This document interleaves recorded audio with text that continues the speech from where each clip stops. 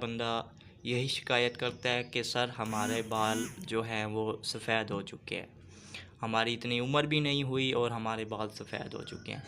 तो आप इस तेल को एक दफ़ा ज़रूर इस्तेमाल करें।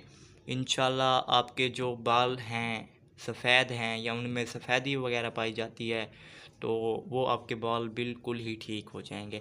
तो मैं आपको बताता चलूँ, आप इस तेल को इस्तेमाल करेंगे तो आपके बालों में जो सफ़ेदी है वो बिल्कुल ही ख़त्म हो जाएगी।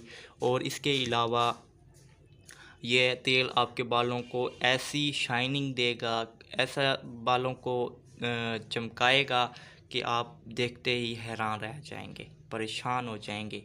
और अल्हम्दुलिल्लाह सुम्मा अल्हम्दुलिल्लाह हमारे डेली बेस पे काफ़ी पार्सल्स वगैरह जाते हैं और काफ़ी कस्टमर इसको इस्तेमाल कर रहे हैं और उन्होंने बहुत ही अच्छा फ़ीडबैक दिया हुआ है। ठीक है, तो मैं आपको